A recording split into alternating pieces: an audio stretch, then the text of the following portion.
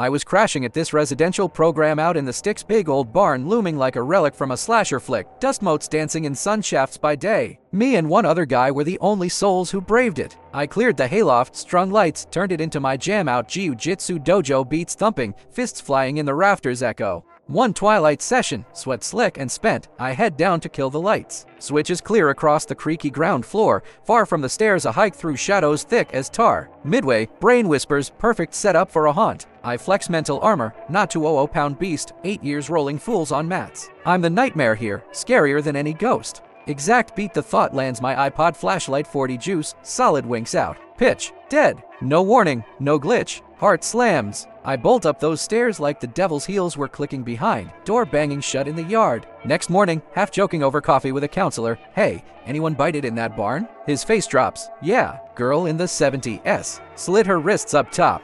That battery drain still feels like her whisper, try me. Years earlier, kid me at 7 night terrors my nightly ritual, clawing from dreams into mom and dad's bed for anchor. One dawn, eyes flutter open. I roll over, expecting snores. Instead, 2 figures, charred husks under the sheets, skin blackened lace, eyes milky voids staring back. No scream escaped, just frozen terror till they dissolved, faded into morning light. Parents later confessed the realtor buried it deep, an old couple fried in a grease fire right there. How's their tomb? No disclosure, just a cozy starter home. Some welcome scar.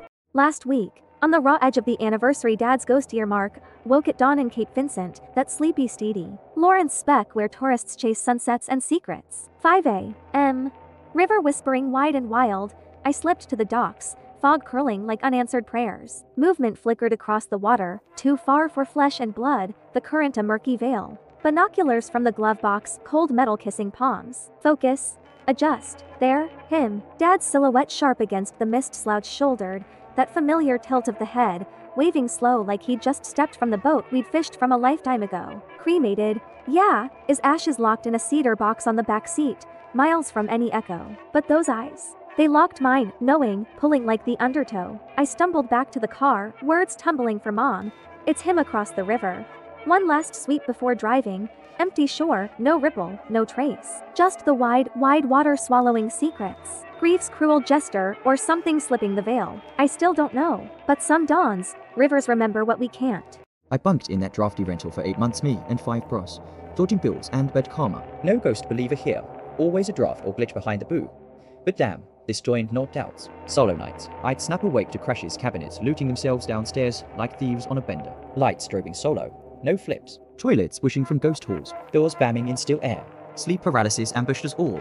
Crushed. Shadows spinning. Beers swapped tails. Half laughs masking the edge. The knife twist. Jolting up. That feather crawl of a kid-sized form sliding behind me, swore back nestling close. Tucking sheets like a secret snuggle. No regrets in the house. Just phantom weight. Vanished by light. CO leak. Gotta be that 70s furnace belching brain fork tricks. No other thread fits. Still, quiet hours hum with the tuck. And what if we inhaled more? A couple winters back, stir-crazy from cabin lockdown, me and my crew crammed into the beater SUV, gunning for a midnight joyride through the national park. Blizzard be damned, days of whiteout fury already burying the world. Snow screamed against the glass, wipers clawing futility, as we veered onto a rutted dirt vein carving the forest's frozen gut. No signal, no lights, houses a myth. 10 clicks out. 3 a.m. Engine the only heartbeat, then him. Etched in the storm's blur, hunkered roadside like a glitch in the Matrix. Light jacket whipping lazy, no parka, no sense. And shades black mirror swallowing the gale's white fire, face calm as carved ice. Not waving, not stumbling, just standing, inches from our track, rigid, unblinking into the void. We gawked, guts twisting, lost hiker, frost zombie. One buddy hisses, what if those ain't shades? What if that's his eyes? Laughter choked dead. No hero play, we floored it. Tires spitting slush, mirrors bleaching empty. No footprints trailing, no hull swallowed by wind. Skeptic soul says ranger, tweaker, local myth but dressed for July in January's jaws, middle of God's nowhere. That stare lingers, mirrored black, waiting for the next fools to skid by. 12 years old, door cracked to the hall like an invitation. My insomnia a thief, stealing midnight hours. Hood jammed against the wall, I'd wake tangled in sheets, facing plaster or peering into the room's ink. That night, eyes flutter open to the usual haze, roll over for comfort and freeze. There, hovering in the doorway's void, a face. Boarding pate, eyes locked on mine, lips curled in a sly, knowing grin. Nobody, no sound, just it, suspended, staring. Terror welded me back to the wall, eyes squeezed shut. Brain sleeps mercy. It came fast, merciful blackout. Months later, scrolling that viral, this man sights a boarding dream stalker haunting millions. I choke. It's him. Exact match to the doorway spectre, green and all. Heart hammers, I slam the tab. Then Dad summons us to the living room, poster in hand. Who printed this creep? The site's face, crisp on paper. I swear I never hit print, no one did. Mystery unsolved. But in my gut, link. That grin echoed from the door, pulling strings through the screen. Doors locked tight ever since. Hoax or not, some visitors print themselves eternal. It was pitch black Oklahoma nowhere. 12 years, backstars punched holes in the ink. Crickets rasping like old radio static. My 4-year-old niece and I were out on the porch, doing whatever kids and uncles do at midnight. Chasing fireflies, or just soaking the wild quiet. Coyotes, dime a dozen here boku packs yipping distant. More soundtrack than threat. Cowards, the lot, they'd scatter at a snap twig. More spooked by us than vice versa. But that howl slice different. Close to close, a chorus swelling from the field edge, throaty and hungry. I tilted my head back, I shout, letting it wash over me like a bad omen. Then her tiny voice cracks the spell. Uncle ... I'm scared. Peep one eye open.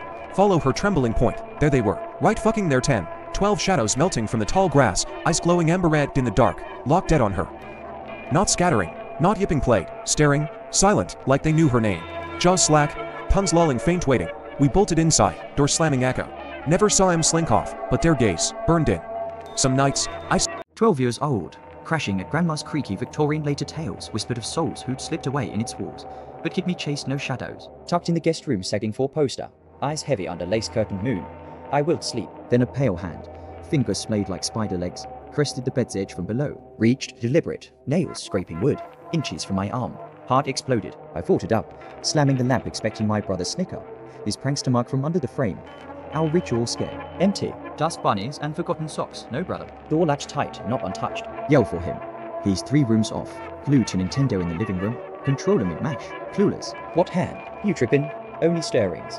90-year-old grandma squeezed down the hall. Aunt and uncle snoring in their den. House dead quiet otherwise. No dreams. No doze wide awake. Pulse thunder. Ghosts? Nah, but that grape's ghost clings. Pale, probing, waiting under every bedseat. I bunked on the couch the night. Never touched that room again. He'd barely clawed back from the pancreatitis jaws booze-fueled beast that landed him in the air, then spat him out too soon, DT's lurking like a thief in the wings. Hospital shrug. Watch him. We crashed in our creaky rental. Me vigilant. Him fragile. 3 a.m. Hit like a blackout punch. I stirred to empty sheets. Babe, where the hell? He hovered by the window, eyes glazed voids. Dark figure on the garage roof, watching. And out back, black dog, massive, with kids chasing it laughing. But wrong.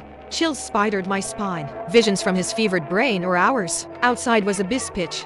No moon, wind hissing secrets. I cracked the curtain. Empty yard. Roof a silhouette shrug. No dog, no giggles, no shadow sentry. But his stare, convinced, cracked. We talked at raw hallucinations as DD demons. The line between mind trick and meltdown. Can't handle? Hospital now. He nodded. Sweat slick. But sleep evaded us both. Dawn dug deeper. Attic crawl in that cursed garage, hunting boxes. Up in the rafters, wedged like a cursed yellowed book on suicide. Spine cracked like a final plea. Who hid it? Previous tenant's ghost note. We bailed that house fast. Still, 3 a.m. whisper. Was it just delirium? Or did something peek back? My parents went away on holiday for a few days. I was 1 at the time. My siblings were 8 and 11. My parents hired a live-in babysitter for the few days.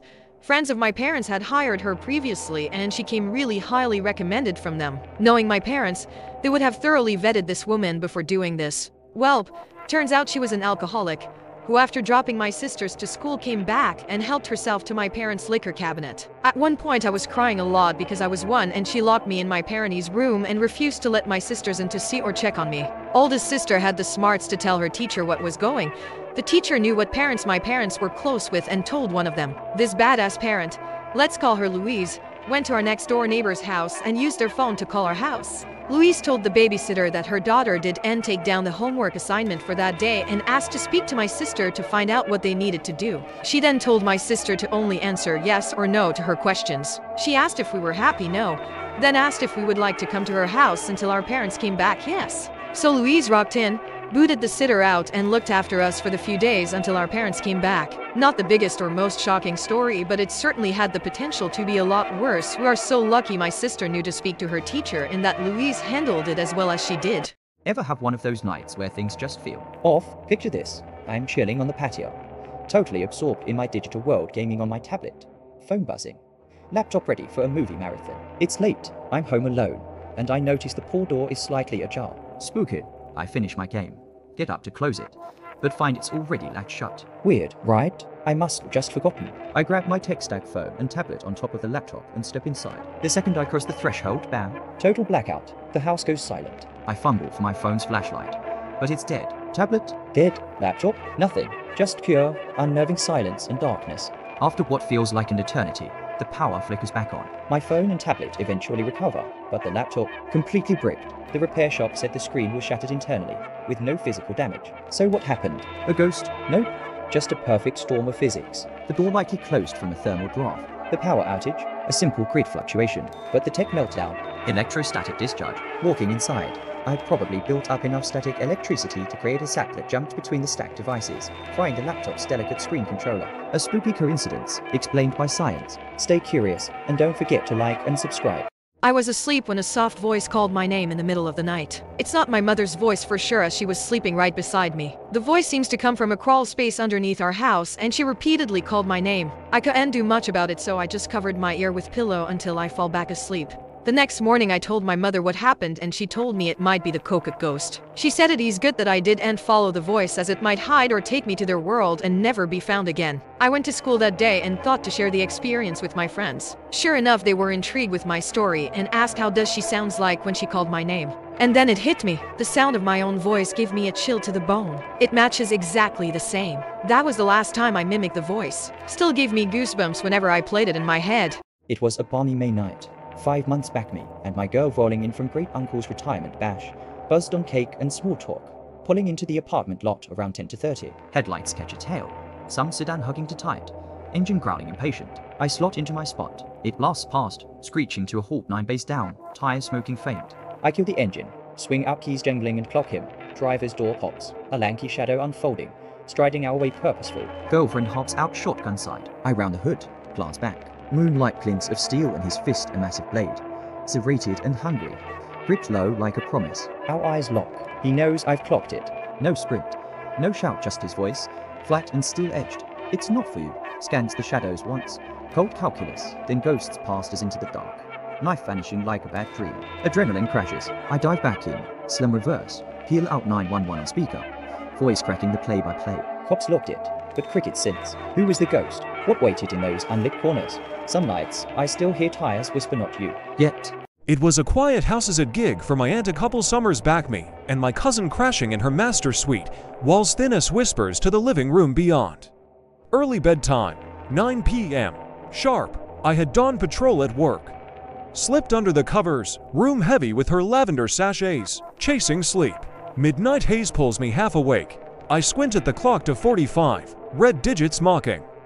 Roll over, burrow deeper, ... then it erupts.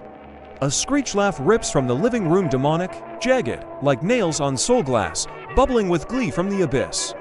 Not human, not animal, pure malice, echoing off the walls we shared.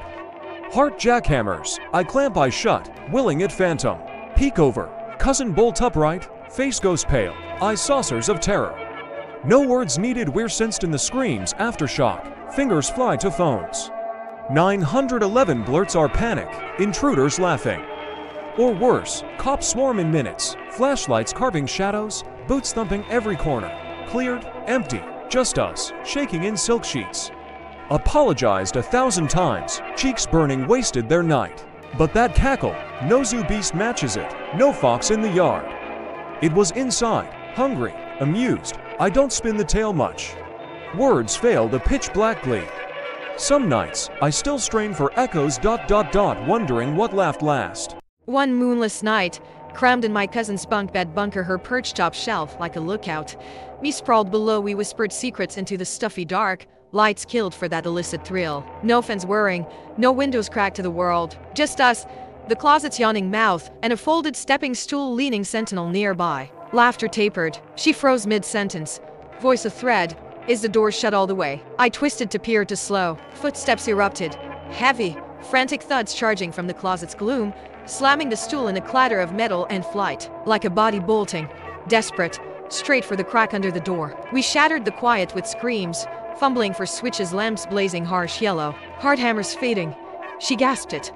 I saw a shadow. Tall. It was checking if we could see. The door hung ajar. A sliver of hull black mocking us, as if it had held its breath, and exhaled escape.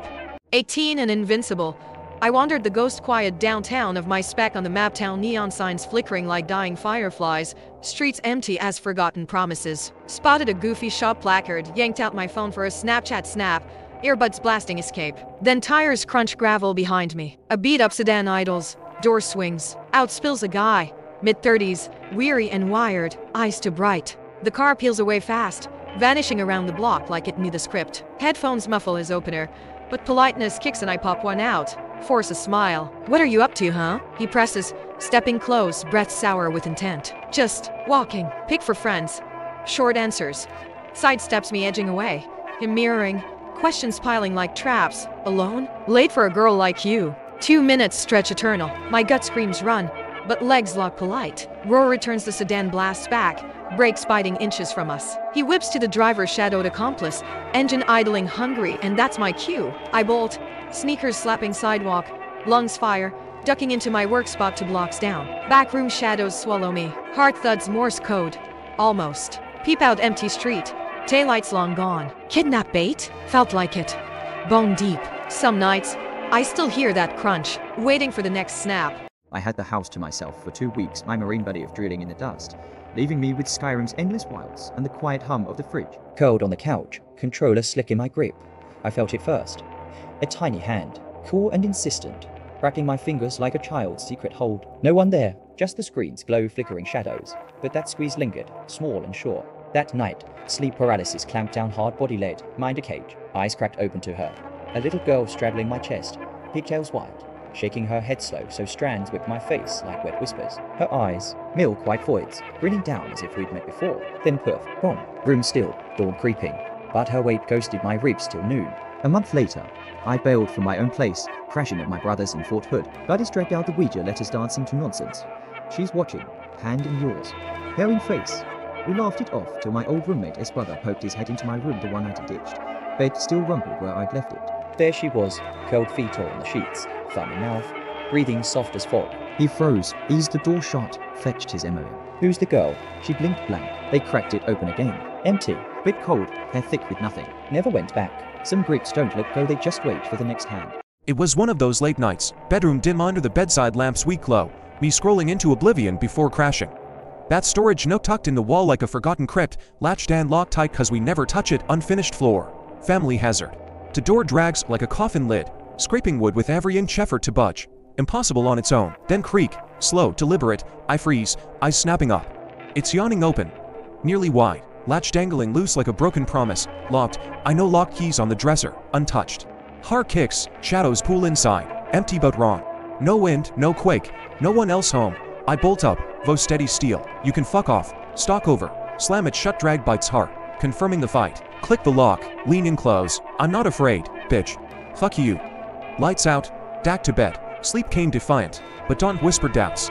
What post? Some nights, I swear I hear the scrape ... waiting for the latch to slip again. Freshman year, all-girls floor-safe bubble of giggles and late-night ramen. Hall showers my ritual. Steam fogging mirrors, water roaring white noise. Mid-lather, I crouch for shampoo. Glance up men's shoes, scuffed and deliberate, planted in the next stall right. Heart skips. Co-ed mix-up, shrug it off, rinse, bend again. Now those shoes shuffle left, mirroring me in the stall opposite. Paranoia prickles. I rise slow, clutching curtain like armor. Click left, door cracks open. Footsteps pad casual to the right stall, sinking my every dip. Frozen under spray, skin crawling. He's dancing stalls, timing my blind spots. Then the horror, a head snakes under the partition. Eyes gleaming up from the wet tile, face twisted in the gap. Scream rips out, primal and shattering. Chaos erupts, door bangs, feet pound tile, fleeing the bathroom echo. I huddle, water chilling, towel my only shield.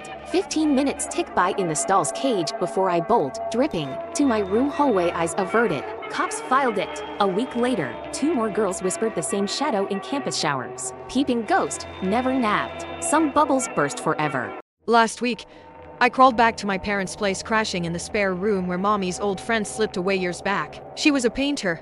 Her wild abstracts still splashed across the walls like fevered dreams frozen in oil, swirling faces, fractured skies. To claim the space, I tacked up one of mine, a moody self-portrait, stark and staring above the bed, then burrowed under the quilts, chasing sleep. It wouldn't come. Something prickled at the window by my pillow, eyes boring through the glass, breath fogging the pain. I bolted up twice, Heart hammering.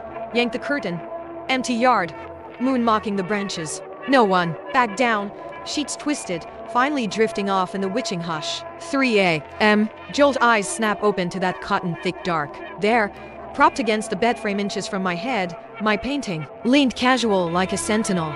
Its painted eyes now level with mine, unblinking to close. I hadn't touched it. Walls bare where it had hung. No breeze, no quake, just me, her echoes and that gaze, watching back. When I was a senior in high school, I lived in the same apartments as my boyfriend. One night, my boyfriend hit me up at 3 in the morning to go over to his apartment to do the deed. I was half asleep walking toward his home where I saw someone in front of the manager's office, which is just across my BF's apartment. My BF is the son of the manager who is in charge of the apartments where I lived in. So in my head, I really believed it was my BF because I saw this person open the screen door of the manager's office. And this person had the same stature as my boyfriend. I began yelling out hey to the guy, believing that it was BF and waving for him to come over me. For some reason, the guy walked over to me, and as he came closer, I began to realize it was a random stranger. At this point, I was panicking. As he was nearing toward me, I told him that I mistook him as someone else. I didn't understand what he said in return because he didn't know how to speak English. I gave up trying to explain as to why I waved him over,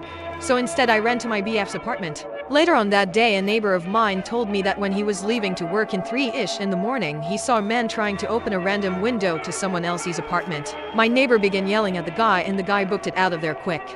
I was 9, spooned against my mom in the big bed, her belly a warm hill under the blankets, baby brother kicking dreams inside. Midnight yanked me awake. No reason, just that itchy void. Grabbed my book from the nightstand, flashlight beam slicing pages, words blurring to kill time. Minutes in, it hit, body turned to stone. Awake, eyes wide, but limbs dead, weight, fingers frozen mid-page, mouth sealed shut. No scream clawed out. Panic bloomed hot, choking. Heart thundered silent war. Then the sounds slithered in low rasps like claws on wood. Whispers curling from the vents. A child's giggle twisted wrong, echoing from nowhere. Horror flick symphony, close and crawling. Something watched. I slammed my eyes shut, willing the dark to swallow me whole. Snap 5 a.m. Glow. Mom stirred, oblivious. Book tumbled to the floor. First sleep paralysis ambush. Still, some nights, I feel those whispers, waiting for the page to turn. A few years back, mid-video chat with my buddy, screens glowing like twin moons in the dim living room, I froze at 3 sharp raps from the bedroom door. Dog's tail, I muttered. Our mutt's nightly ritual thumping against wood as he dreamed of squirrels. Laughed it off, pixels flickering. Then 4 knocks, deliberate, from the closet across the room. No tail wag, no pause. Wood groaned under invisible knuckles. My friend's face blanched on cam. Jude. I heard that. Panic pinged. We looped in 3 more pals on the call, voices overlapping. Breaths held. Static silence. Then again. 3 from the bedroom, 4 from the closet. Pattern locked, like a code from the walls. We grilled the dark, hearts sinking to the echo. But nothing stirred. No drafts, no creaks, no dog stirring from his sprawl. It replayed twice more than night's end counts, same as then ghosted forever. Wires? Plumbing Morse, or something tallying our breaths, knocking to count. Still no answer, just the quiet that knocks back in dreams.